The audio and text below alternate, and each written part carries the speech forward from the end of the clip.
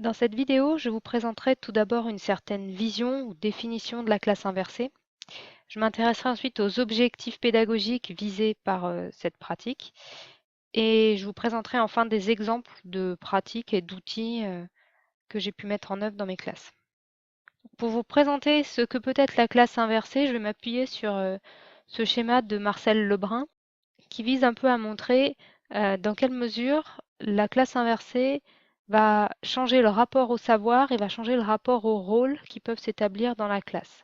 Le premier niveau de classe inversée, le plus classique, c'est celui où le rapport au savoir va être mis à distance et où on va avoir des activités porteuses de sens qui sont menées en présence. C'est-à-dire qu'on peut donner accès au savoir sur une plateforme et puis on va garder du temps disponible en classe pour faire des activités porteuses de sens. Un deuxième niveau de classe inversée, cette fois, c'est d'inverser le rapport au savoir et de faire en sorte que ces savoirs soient récoltés par les étudiants eux-mêmes et que les situations en classe soient co-animées par les étudiants qui vont venir mettre en forme ce savoir. Un troisième niveau de classe inversée, c'est un peu de faire un mix entre tout ça et d'avoir des situations pédagogiques où l'enseignant apporte le savoir, d'autres situations où c'est les étudiants qui apportent, voilà, d'avoir quelque chose de plus souple.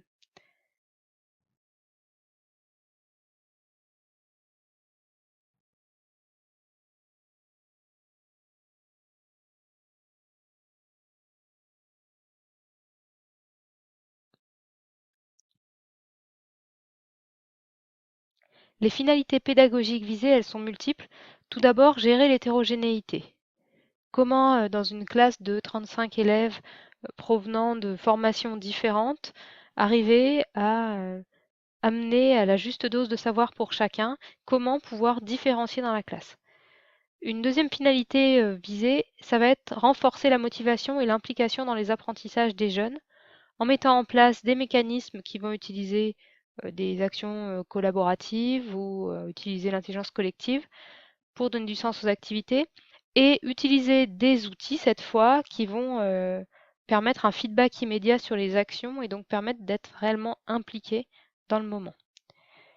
Une autre finalité importante, c'est le renforcement de l'évaluation, être capable d'avoir un suivi plus juste au jour le jour de ce qui se passe dans ma classe. En l'occurrence, c'est quelque chose d'assez compliqué d'avoir des moyens d'évaluer au long cours, d'évaluer régulièrement, mais c'est quelque chose qui est rendu possible grâce aux outils numériques. Faciliter l'apprentissage, trouver des moyens de faire de la pluralité dans les enseignements et donc de permettre à chacun de trouver le bon moyen d'apprentissage. Et puis enfin, une finalité non négligeable, gagner du temps sur les programmes, certaines parties d'apports théoriques pouvant tout à fait être déportées en dehors de la classe. Alors le public sur lequel moi j'ai travaillé sont des étudiants qui sont dans des classes de 15 en demi-groupe, entre 32 et 35 en classe entière. Et surtout, ce sont des étudiants particulièrement hétérogènes, puisque quand ils arrivent en BTS, ils proviennent de bacs généraux, de bacs pro et de bacs technologiques. Et un des gros enjeux du premier semestre, c'est d'arriver à remettre tout le monde à niveau égal. Potentiellement, la classe inversée, c'est un dispositif qui va convenir à tous les niveaux, toutes les disciplines, qui est complètement transposable. Il y a des expérimentations à différents niveaux, différentes disciplines. Alors voilà un étudiant, enfin c'est un de mes étudiants. Pour moi, un étudiant, c'est comme un petit moulin. C'est un moulin à qui on va apporter du grain, du savoir et qui va en faire de la farine. Pour faire cette farine, notre moulin, il a un dispositif intérieur. Ce dispositif intérieur, il est différent selon les moulins. Il y a des moulins qui fonctionnent à eau, des moulins qui fonctionnent avec du vent. Et le travail du meunier, donc de l'enseignant, c'est de venir apporter du grain au moulin pour qu'il fasse de la bonne farine. La grosse difficulté, c'est que dans ma classe, j'ai des moulins qui fonctionnent pas de la même manière. Alors là, j'ai que des moulins à vent sur cette image, mais je pourrais aussi avoir ici des moulins à eau, par exemple. Et puis surtout qui ne vont pas à la même vitesse. Or, si je leur amène la même quantité de grains à tous, bien, ils vont, pour certains, me faire de la bonne farine, pour d'autres, me faire de la poussière, et pour les autres, me faire un gros conglomérat pas du tout adapté. Alors la solution, ce serait de pouvoir me dupliquer. Mais ça, j'ai encore pas trouvé d'outils numériques permettant de le faire. Donc, une autre solution, c'est d'arriver à différencier au niveau des activités et au niveau des apports qui sont proposés à ces petits moulins. Pour faire ça, l'idée, c'est d'organiser des séances qui vont pouvoir mobiliser chacun à sa juste mesure, en impliquant les jeunes en amont, en leur donnant du grain à moudre avant d'arriver en classe, en s'appuyant sur leur production pour qu'ils soient réellement impliqués dans ce qui va se passer en classe, et puis en mettant en place des mécanismes qui vont intensifier le suivi individuel pour pouvoir réellement permettre en classe des activités qui vont répondre à des besoins particuliers, voire aller jusqu'à une individualisation des parcours au niveau de ce qui va se passer dans la classe. Ce que ça implique, c'est une gestion de classe assez différente. Ça veut dire qu'il faut réellement arriver à identifier là où on a besoin de l'enseignant, à quel moment il y a une plus-value à ce que l'enseignant soit dans la classe, pour pouvoir choisir ce qui va être déporté hors la classe. Ça implique aussi de pouvoir fonctionner géographiquement en îlots, puisque si on veut différencier au niveau des activités, il va falloir avoir des pôles d'activités identifiés dans la classe. Ça demande aussi une certaine souplesse intellectuelle, puisqu'il va falloir pouvoir être ressource sur plusieurs activités en parallèle et pouvoir déléguer ou rendre responsables certains éléments dans la classe qui vont, eux, avoir à animer certains îlots. Un deuxième levier fort dans ces activités qu'on va pouvoir mettre en place dans une classe inversée, c'est d'utiliser des outils qui vont faire appel au feedback immédiat. Alors en psychologie, il y a un concept qui a été théorisé qui s'appelle le flow ou l'expérience optimale. C'est un concept qui est utilisé en création de jeux vidéo notamment et qui vise à dire que lorsqu'on structure une activité dans un contexte de défi, de but, de feedback, de concentration et de contrôle, on influe sur la motivation intrinsèque. En l'occurrence, en pédagogie, on peut amener ce feedback instantané en utilisant des exercices autocorrectifs, en utilisant des quiz instantanés, en utilisant des mécanismes de suivi en temps réel des activités. L'idée, c'est vraiment d'avoir des activités qui sont justement dosées, avec suffisamment de difficultés pour donner envie de se dépasser, mais pas trop pour pas bloquer les jeunes, et donc d'avoir le plus possible des activités qui soient auto-portées et qui vont permettre en fait, en fonction du niveau du jeune, d'être toujours un petit peu à cette juste frontière entre trop de difficultés, pas assez de difficultés, entre défi et contrôle. Et puis, des activités où le feedback est fort, c'est-à-dire que quand j'effectue une action, j'ai une réponse qui m'est faite automatiquement, directement, pendant que je suis impliquée dans l'action. Je vous donne un exemple, si je vous donne un travail à faire aujourd'hui et que je vous en fais la correction dans une semaine, et je pense que quand je vais vous donner la correction de ce travail, vous serez passé à autre chose, vous serez plus du tout dans le même état d'esprit que quand vous avez répondu. Peut-être que d'ailleurs, depuis une semaine, vous avez appris la réponse et que du coup, vous n'êtes pas réceptif à ma correction. L'idée, c'est vraiment d'avoir le moins de temps possible entre le moment où on fait et le moment où on a un retour sur ce qu'on fait. Les avantages pédagogiques, c'est de pouvoir renforcer l'implication dans une activité, de renforcer la concentration et puis de rendre l'apprentissage plus dynamique, d'aérer un peu ce qui se passe dans la classe. Un autre levier fort, c'est d'utiliser l'interaction collaborative, d'utiliser notamment des outils numériques pour produire ensemble, pour travailler par exemple à plusieurs sur un même thème, mais pas nécessairement sur les mêmes sources, donc pour pouvoir vraiment mettre à profit le travail de groupe, d'utiliser l'intelligence collective. Quand on est tout seul, on construit quelque chose. Quand on est à plusieurs, on peut construire quelque chose de beaucoup plus grand, de beaucoup plus beau, de beaucoup plus fort. Et faire de l'apprenant un véritable acteur dans les apprentissages qui va apporter au reste de la classe, quelqu'un de responsable. Je vais maintenant vous donner 3 exemples de pratiques qui sont tirées de ma classe et qui visent des objectifs différents. Un premier exemple, c'est une classe inversée qui permet de gagner du temps.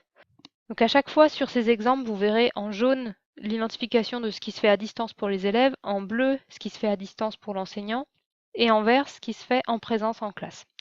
Ici à distance, un travail d'étude à faire à la maison avec des outils de suivi de contrôle qui sont mis en place à travers des formulaires. Donc un exemple de travail ici, un mail envoyé demandant aux étudiants d'avancer sur un module et d'aller consulter sur l'ENT un support de cours et de répondre à un formulaire suite à la lecture de ce support. Quand les jeunes alimentent ce formulaire, ça va remplir automatiquement un tableau de réponse qui va être traité à distance par l'enseignant. Dans ce tableau synthétique de réponse, ici, j'ai les enseignants identifiés par ligne, avec l'heure à laquelle ils ont répondu. Et puis, j'ai en colonne les différentes questions et les réponses qu'ils ont pu mettre. Donc, ça permet à l'enseignant d'aller rapidement prendre connaissance des réponses des étudiants. Pendant la classe, en présence, donc une séance avec des exploitations de résultats, des temps de confrontation, de réflexion, où on va faire fonctionner le modèle, mais où on va appuyer les différents apports dans la séance en utilisant les productions de chacun, en apportant des compléments par rapport à ce qui a été donné par chacun des étudiants, en revenant régulièrement sur les productions qui ont été faites avant la classe. Donc là, en fait, il y a un double intérêt, hein. Le premier intérêt, c'était de mettre le pied à l'étrier aux étudiants hors la classe. Donc, ils arrivent en classe, ils ont déjà commencé à défricher le sujet puisqu'ils s'y sont intéressés. Et puis en plus, derrière, de gagner du temps puisque ce qu'ils ont correctement défriché, il n'y a pas besoin de passer beaucoup de temps dessus. Un deuxième exemple ici, une classe inversée qui permet de faire une séance de rémédiation. Donc on peut imaginer en présence une classe traditionnelle où on va faire réactivation des connaissances, des apports notionnels, des activités de compréhension. Et puis à distance, une évaluation formative. Alors qui est bien vendue comme évaluation formative, il est important que les étudiants comprennent que l'intérêt de cette évaluation est d'identifier leurs difficultés. Donc c'est un test qui est toujours sous la forme d'un formulaire ici, qui peut être effectué en fin de séance. Donc on y retrouve différentes questions. Il y a des questions de compréhension, il y a des questions de méthode un petit peu. Et qui peut être effectué à distance ou qui pourrait être effectué sur un temps de fin de séance. Ensuite, à distance, le traitement des réponses par l'enseignant, donc là où on va consulter les résultats obtenus, où on va pointer ce qui est juste, ce qui est faux, donc soit manuellement, soit en utilisant des outils comme ici, un petit module qui s'appelle Flubarou, qui permet de coloriser en vert quand c'est juste et en rouge quand c'est faux, voire de calculer des scores, et qui donc va permettre de créer des groupes différenciés qui vont devoir retravailler sur différentes notions. En l'occurrence, un étudiant qui aura tout compris, on pourra le mettre en élément tuteur sur des activités. Des étudiants à qui il manque une partie des concepts, leur proposer d'intégrer différents ateliers. C'est ce que moi j'appelle une séance soupape dans une progression, parce que c'est des temps de séance que je laisse pour justement pratiquer cette remédiation. Un troisième exemple où cette fois la classe inversée permet aux élèves d'apporter le contenu. Donc là, à distance, un travail d'investigation et de production individuelle qui doit être fait par les étudiants. Donc là encore, un travail qui peut être envoyé par mail ou déposé sur l'ENT avec quelque chose à remplir par l'étudiant. Là, c'était encore un formulaire. Il s'agissait ici de définition. À distance, l'enseignant va consulter le tableau des réponses des étudiants et préparer un document commun qui servira à regrouper la synthèse de ce travail. Ensuite, en présence, un travail d'écriture collaborative. Donc, en l'occurrence, les étudiants, dans le travail qu'ils avaient réalisé à distance, avaient dû compléter un certain nombre de définitions informatiques. Et une fois en classe, tous les étudiants avaient accès au tableur des réponses de tout le monde et chaque étudiant était responsable de la synthèse d'une des définitions, donc prenait en charge une colonne et faisait une synthèse des réponses des 33 étudiants pour cette définition. Alimentait un document collaboratif et puis ensuite devait commenter devant la classe sa synthèse. Des petits exemples d'animation en classe qui permettent le feedback instantané. Un premier exemple de brainstorming, donc pendant 15 minutes des articles à lire. Et puis ensuite, une activité de production d'idées en groupe avec les réponses dans Socrative, tout ça minuté. L'intérêt, c'est d'avoir un affichage instantané des différentes réponses. Donc on a ici le brainstorming qui s'affiche. Et puis on va avoir on peut garder la trace de cette activité. Avec par exemple l'élimination des réponses non pertinentes. Et puis on peut également voter sur les réponses.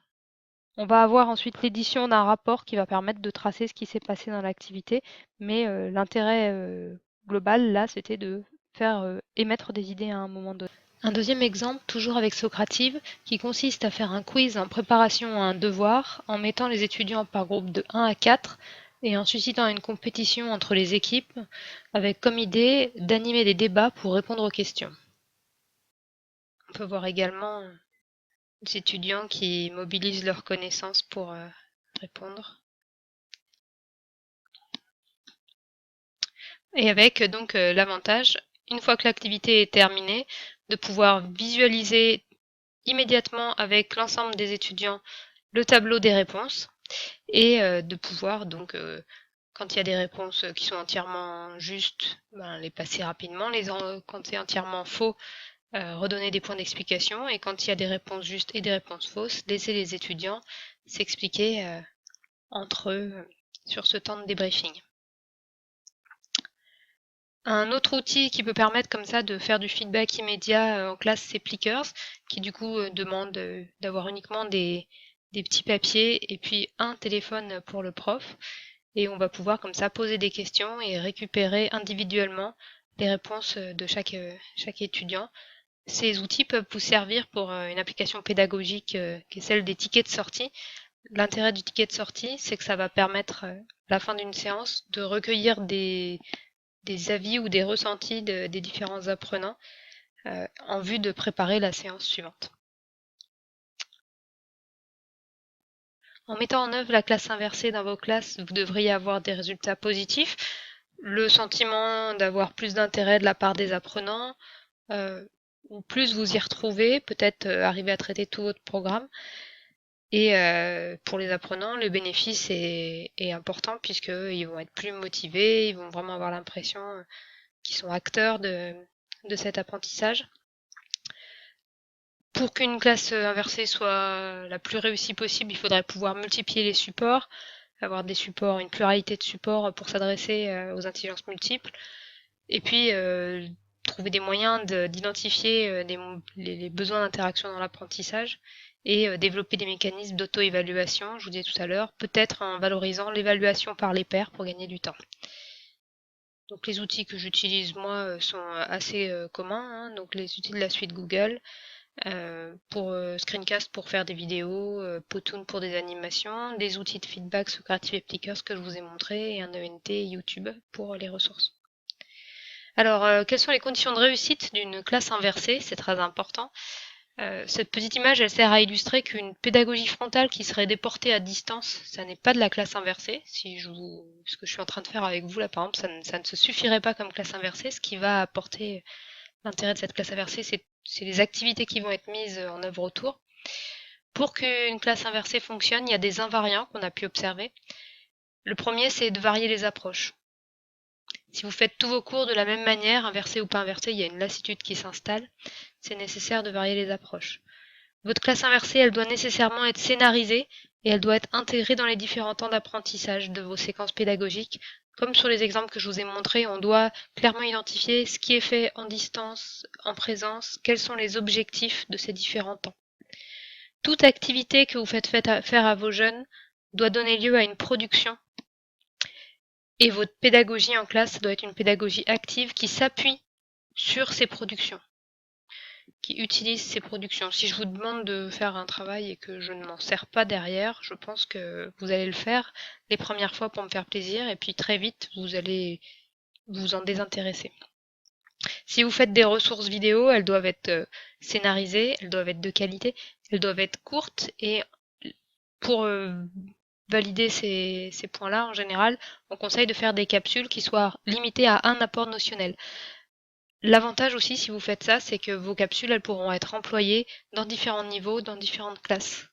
Puisque si vous vous contentez d'une notion, on peut très bien imaginer que la même capsule, elle se suffise en première, mais qu'elle soit un prérequis en terminale et puis en BTS par exemple.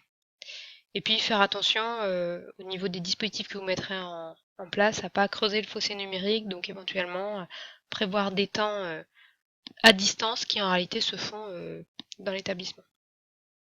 Les freins à la mise en œuvre de la classe inversée, ils sont tout d'abord technologiques et linguistiques. Prendre en main les outils numériques, ça peut demander un temps d'appropriation. Certains de ces outils n'existent qu'en anglais, donc ça peut des fois être un frein.